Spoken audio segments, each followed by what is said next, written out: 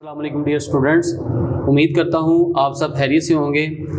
मैं आपका science teacher sir Usman Saeed from अल-नूरियस हाई स्कूल। बेटा क्लास 7 की साइंस सब्जेक्ट में आज हम चैप्टर नंबर 1 डिस्कस करेंगे और इसका आज फर्स्ट लेक्चर है। अच्छा बेटा, फर्स्ट जो चैप्टर है ये चैप्टर बेसिकली ह्यूमन ऑर्गन्स के मुतालिक है। अगर आप अपनी बॉडी के ऊपर, अपने जिस्म के अंदर या अपने जहन के अंदर इस बात को लेके आए कि हमारे बॉडी के अंदर ऑर्गन्स कितने हैं, तो हम कुछ की एग्जांपल कोट करते हैं कि जैसे कि हमारा जो हार्ट है ये ऑर्गन है, लीवर ऑर्गन है, स्टमक ऑर्गन है, ठीक है, आई ऑर्गन है, ब्रेन ऑर्गन है। तो ये सारे के सारे हमारे ऑर्गन हैं। अब आप ये देखें कि ऑर्गन जो होते हैं वो डिफरेंट सेल से और डिफरेंट टिश्यू से मिलके बनते हैं। अब दिमाग का जो काम है वो दिल नहीं कर सकता, या स्टमक का जो काम है वो लीवर नहीं कर सकता। इसका मतलब ये है कि हर ऑर्गन एक स्पेसिफिक टास्क परफॉर्म करता है। स्पेसिफिक टास्क से मुराद ये है कि स्टमक, जैसे कि हमारे पास स्टमक है तो स्टमक सिर्फ और सिर्फ फूड को डाइजेस्ट कर सकता है, लीवर ब्लड क्रिएट कर सकता है, हार्ट ब्लड पंप कर सकता है, माइंड थिंक कर सकता है। तो ये जो हमारे पास ऑर्गन्स हैं, ये हर ऑर्गन डिफरेंट फंक्शन परफॉर्म करता है। और इसके बाद मैंने आपको ये बात भी बताई कि ऑर्गन्स जो हैं वो डिफरेंट टिश्यू से और या डिफरेंट सेल से मिलके बनते हैं। अब ऐसा नहीं होगा कि जो हार्ट के सेल्स या टिश्यू हैं वैसे ही स्टमक के हों। क्यों? क्योंकि हार्ट का फंक्शन डिफरेंट है और स्टमक का डिफरेंट है। ऐसा क्यों किया गया है? क्योंकि हार्ट और स्टमक का फंक्शन डिफरेंट है। इसी तरह लीवर का फंक्शन डिफरेंट है, वहां उसके सेल और टिश्यू डिफरेंट होंगे। ब्रेन का फंक्शन डिफरेंट है, इसलिए ब्रेन के जो काम है वो, ब्रेन के जो टिश्यूज हैं वो डिफरेंट होंगे। ओके बेटा, अब हम बात ये करते हैं कि ह्यूमन बॉडी क्या होती है। सबसे पहले ये देखें कि हमारी बॉडी जो है वो एक मशीन है। जैसे एक मशीन के अंदर बहुत से हिस्से होते हैं, बहुत सी चीज़ें होती हैं, और फिर वो जब हम उन चीज़ों को आपस में मिलाते हैं तो वो एक बड़ी मशीन बन जाती है। जैसे अगर आप एक मोटर बाइक को ही ले लें तो मोटर बाइक के अंदर बहुत सारे हिस्से होते हैं। उसके व्हील है, इंजन है, इंजन के अंदर गराड़ी है, उसके बाद हैंडल है, टैंकी है। तो ये सारे के सारे कंपोनेंट्स जब आपस में हम इनको जोड़ देते हैं तो क्या बनती है? एक मोटर बाइक मशीन बन जाती है। तो बिल्कुल इसी तरह हमारी बॉडी को भी अगर हम देखें तो बहुत सारे हमारी बॉडी के अंदर ऑर्गन्स हैं, और वो जब ऑर्गन मिलते हैं तो वो एक सिस्टम बनाते हैं, और जब एक सिस्टम बनता है तो हम उसे कहते हैं कि ये ह्यूमन बॉडी है। क्लियर हुई बात समझाने की ये है बेटा कि अगर हम अपनी बॉडी को देखें तो वो एक मशीन है। मतलब कहने का ये है कि हमारी बॉडी के अंदर भी डिफरेंट ऑर्गन्स एग्जिस्ट करते हैं। जैसे कि मैंने एग्जांपल दी आपको कि जो मोटर बाइक है उसके भी डिफरेंट पार्ट्स होते हैं। अगर उनमें से कोई भी पार्ट अगर हम मिस कर देते हैं तो हम उसे एक कंप्लीट सिस्टम या मशीन नहीं बोलेंगे। क्लियर होगी बात? तो जो ह्यूमन है उसके अंदर भी ऑर्गन्स हैं, और हर ऑर्गन डिफरेंट फंक्शन को परफॉर्म करता है। और जब ये सारे फंक्शन आपस में इंटर रिलेटेड यानी कि इंटरकनेक्टेड होते हैं, जैसे हम खुराक खाते हैं, स्टमक उस खुराक को क्या करता है? डाइजेस्ट करता है, और फिर जो लीवर है उस एनर्जी को हासिल करते हुए ब्लड बनाता है। फिर अगर हम बात करें कि हार्ट की, तो हार्ट जो है वो इस ब्लड को पंप करता है पूरी बॉडी के अंदर, हर सेल तक वो इस ब्लड को पहुंचाता है, फूड पहुंचाता है, उसके अंदर जो ऑक्सीजन है उसको पहुंचाता है। जैसे हमारे पास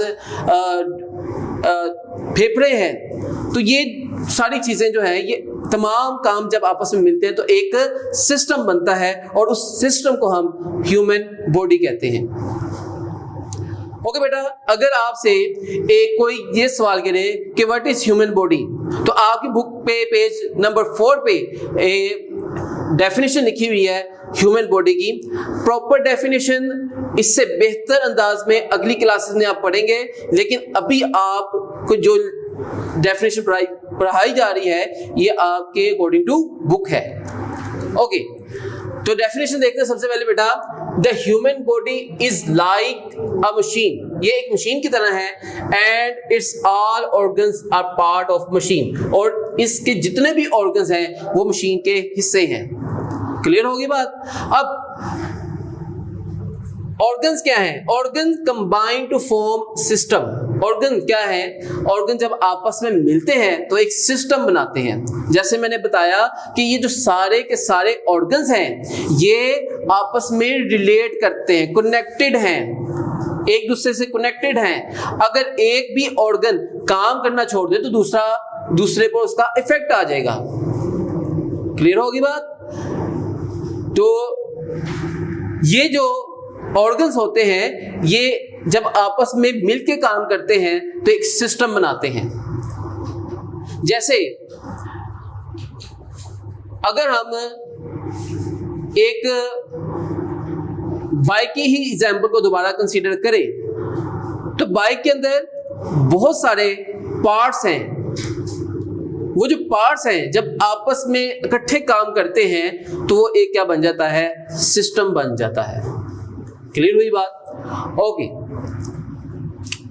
all systems combine to form a human body. जब तमाम सिस्टम्स आपस में मिल जाते हैं तो एक ह्यूमन बॉडी बनती है। ठीक है बेटा, और इस ह्यूमन बॉडी की डेफिनेशन को आपने इतना ही करना है। ओके बेटा, ह्यूमन बॉडी को समझने के बाद हम अपने अगले जो कॉन्सेप्ट है उस पर आते हैं, वो है डाइजेस्टिव सिस्टम, यानी कि आप निज़ाम इंतजाम कह सकते हैं इसको उर्दू के अंदर, कि हमारी बॉडी के अंदर खुराक कैसे हजम होती है, डाइजेस्ट होती है। डाइजेस्टिव सिस्टम का मतलब है, डाइजेस्ट का मतलब उसे हजम करना। ओके, तो सबसे पहले डाइजेस्टिव सिस्टम के अंदर देखें कि डाइजेशन होती क्या है। सबसे पहले हमें यह समझना पड़ेगा कि डाइजेशन है क्या। अच्छा बेटा, डाइजेशन में अगर आप सिंपली अपनी डेली लाइफ की रूटीन को ज़हन में लाएं और इसको गौर करें तो आप ये ऑब्जर्व करेंगे कि सबसे पहले हम खुराक खाते हैं तो वो हम सबसे पहले दांतों से चबाते हैं उसे। हम जब उसे चबाते हैं तो वो जो चबाने से हमारे गले के अंदर जो ग्लैंड्स होते हैं जो सलाइवा बनाते हैं, उर्दू में सलाइवा बेटा थूक को कहा जाता है, जो सलाइवा बनाते हैं वो उसके साथ मिलना शुरू हो जाते हैं, और फिर जो खुराक है हम अपने दांतों से छुपा के उसे क्या करते हैं? छोटा करते हैं। क्लियर है बात? फिर वो हमारे गले में जाती है, गले से फिर गले की खुराक की नाली में चली जाती है, और खुराक की नाली से फिर वो स्टमक में जाती है, स्टमक से लार्ज और स्मॉल इंटेस्टाइन में जाती है। क्लियर होगी बात? इसको हम फर्दर आगे डिस्कस करेंगे, लेकिन मैंने आपको एक रफली सा एक कॉन्सेप्ट दिया है कि खुराक सबसे पहले हम जब खाएंगे उसे चबाते हैं, चबाने से उसमें सलाइवा मिलता है, सलाइवा से मिलने के बाद फिर वो खुराक गले में पहुंचती है, और गले से फिर वो खुराक की नाली के जरिए स्टमक में चली जाती है, और स्टमक में जाने के बाद ये स्मॉल इंटेस्टाइन और लार्ज इंटेस्टाइन में चली जाती है। ओके, सबसे पहले सवाल आता है, short question, what is digestion? Digestion क्या है बेटा? सबसे पहले देखिए, कि डाइजेशन के अंदर हम लार्ज इनसॉल्युबल फूड मॉलिक्यूल्स को क्या करते हैं, तोड़ देते हैं इनटू स्मॉलर। क्या किया हमने, जैसे रोटी का टुकड़ा हमने लिया तो रोटी के टुकड़े पहले छोटे छोटे पीसों में तो नहीं होते, ठीक है, वो उसको हम दांतों की मदद से क्या करते हैं, पहले उसे चबाते हैं। जब चबाते हैं तो वो रोटी का जो बड़ा टुकड़ा था वो क्या हो जाता है, छोटा हो जाता है, उसके छोटे छोटे पीस हो जाते हैं, ठीक है। और फिर वो उसे क्या करता है, एक ऐसे सॉल्युबल कंपाउंड के अंदर तब्दील करता है जिसकी वजह से खुराक जिस्म के अंदर एब्जॉर्ब हो जाती है और हमारी बॉडी को एनर्जी मिलती है। क्लियर होगी बात? दोबारा बता रहा हूं बेटा, सबसे पहले जो डाइजेशन है उसमें हम खुराक को के बड़े ज़रात को या बड़े टुकड़ों को तोड़ते हैं और वो इनसॉल्युबल होते हैं, फिर हम उन्हें स्मॉलर टुकड़ों में तब्दील करने के बाद सॉल्युबल कंपाउंड के अंदर बना देते हैं और फिर वो हमारी बॉडी के अंदर एब्जॉर्ब हो जाती है। क्लियर होगी बात? Okay, what is digestion? Digestion involves the breakdown of large insoluble food molecules. Large बड़े और insoluble जो हल नहीं हो सकते। जैसे insoluble का मतलब समझाता हूं आपको, चीनी को पानी में हल करें हल हो जाएगी, नमक को पानी में हल करें हल हो जाएगी। अब उधर बाजार से या बाहर से कोई पत्थर ले या ईंट का कोई टुकड़ा ले लें, उसको पानी में हल करें, हल होगा? नहीं होगा। तो उसे हम कहते हैं इनसॉल्युबल। ये इनसॉल्युबल है, ठीक है। जो पानी में हल हो जाते हैं जैसे चीनी है, नमक है, इसको हम सॉल्युबल बोलते हैं। क्लियर होगी बात? Large insoluble food molecules. Insoluble food molecules का मतलब ये है कि वो फौरन हमारी बॉडी के अंदर जज़ब नहीं होते। इनटू स्मॉलर, और फिर हम उससे क्या करते हैं, लार्ज होते हैं और इनसॉल्युबल होते हैं, तो दांतों की मदद से उसे क्या करते हैं, स्मॉल करते हैं। हमारी जब वो गले स्टमक में जाते हैं तो स्टमक से क्या करता है, और स्मॉल करता है। फिर उसे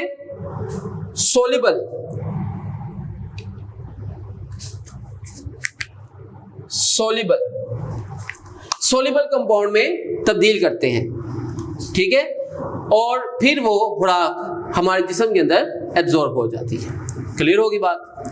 तो ये शॉर्ट क्वेश्चन आपसे पूछा जाता है, व्हाट इज डाइजेशन? ओके, तो सबसे पहले बेटा हमें ये देखना चाहिए कि डाइजेस्टिव सिस्टम के अंदर कितने हिस्से हैं, कितने उसके पार्ट्स हैं। बेटा आपकी बुक के अंदर इसके 5 हिस्से बताए गए हैं और 5 ही होते हैं, ठीक है। और ये आपको एज ए MCQ भी पूछा जा सकता है, शॉर्ट भी पूछा जा सकता है कि right the name of parts of digestive system. इतना आसान सा शॉर्ट क्वेश्चन आ गया। MCQ में पूछ लिया पार्ट्स ऑफ डाइजेस्टिव सिस्टम, नीचे ऑप्शन दे दी 5 4 3 2 1, कुछ भी ऑप्शन दे दी। तो ये आपसे MCQs भी पूछे जा सकते हैं। क्लियर होगी बात? Okay, parts of digestive system की जब हम बात करते हैं तो पार्ट्स ऑफ डाइजेस्टिव सिस्टम में सबसे पहले है बकल कैविटी। बकल कैविटी बेटा हमारा गला है। क्या है? गला। इसको हम गला कहते हैं, ठीक है। ये क्या है? Buccal cavity. ये मुंह का यहाँ सारा हिस्सा को हम कह सकते हैं बकल कैविटी। ओके, कैविटी किसको कहते हैं? जेहन में बात देखें, होल को, सुराख को बकल कैविटी। अब ये हमारा जो मुंह है, गला है, इसमें क्या है? एक कैविटी है, एक सुराख है जिसके जरिए हवा और खुराक जो है हमारे बॉडी में जाती है। तो कैविटी बेसिकली सुराख को बोला जाता है। Okay, oesophagus. Oesophagus, oesophagus word समझे? वर्ड क्या है? ओसोफिगस। दोबारा बता रहा हूं, वर्ड है ओसोफिगस। ओसोफिगस ये क्या है? ये खुराक की नाली को कहा जाता है। बात समझ आ गई? खुराक की नाली को ओसोफिगस कहा जाता है। उसके बाद आता है स्टमक। स्टमक आता है हमारा मैदा। अच्छा, अब ये जो हमारा स्टमक है ना, ये लचकदार होता है, यानी कि ये फैल भी सकता है और सिकुड़ भी सकता है। जस्ट लाइक टेनिस बॉल, कि टेनिस बॉल को आप पंच भी कर सकते हैं और फिर वह वापस अपनी पहली हालत में आ जाता है।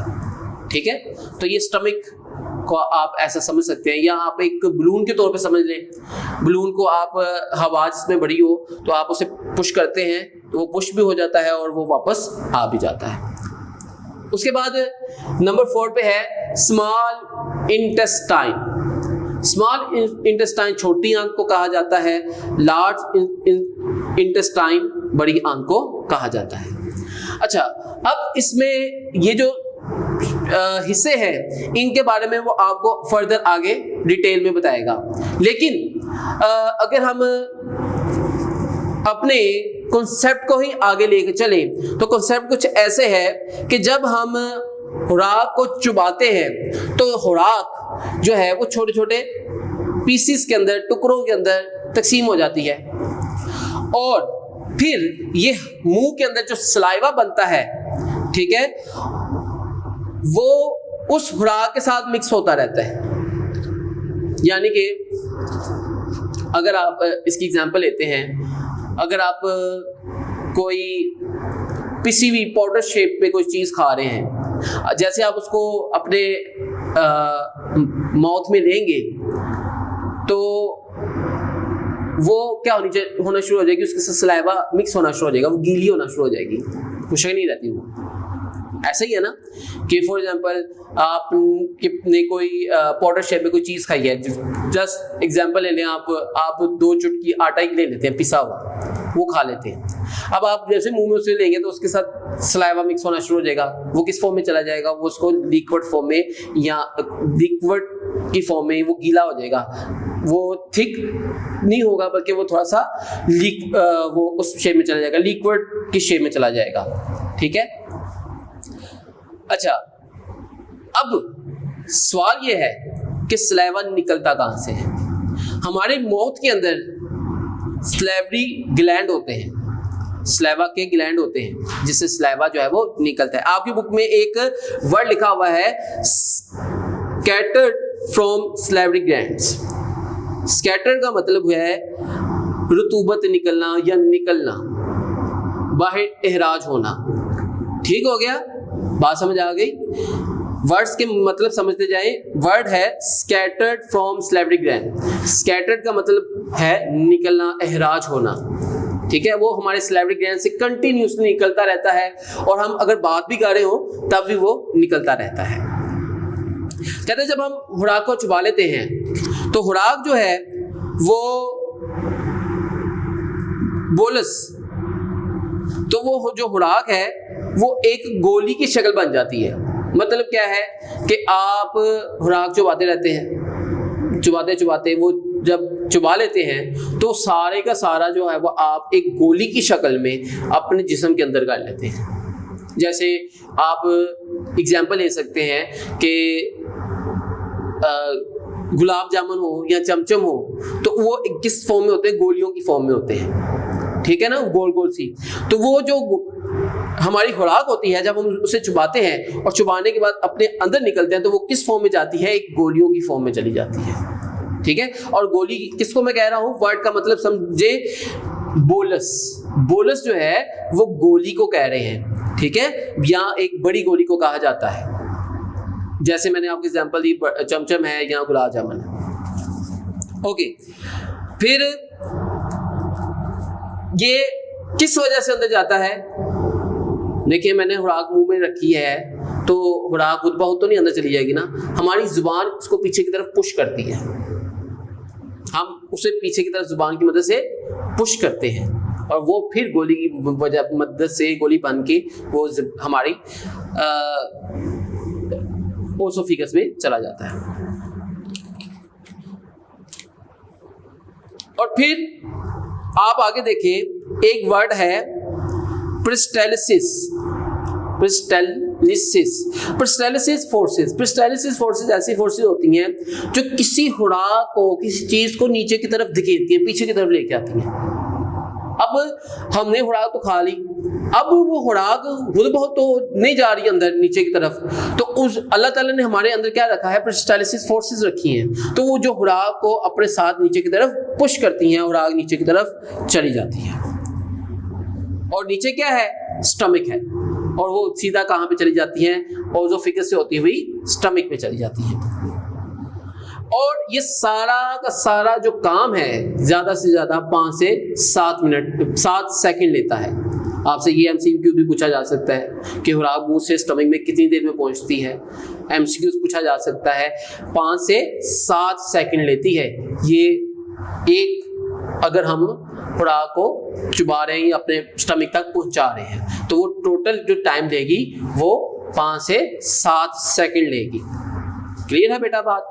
अच्छा बेटा, आज का जो टॉपिक था ये अभी कंप्लीट नहीं हुआ, इसको हम फर्दर आगे लेक्चर्स में डिस्कस करेंगे। उम्मीद करता हूँ आपको आज का लेक्चर समझ आ गया होगा।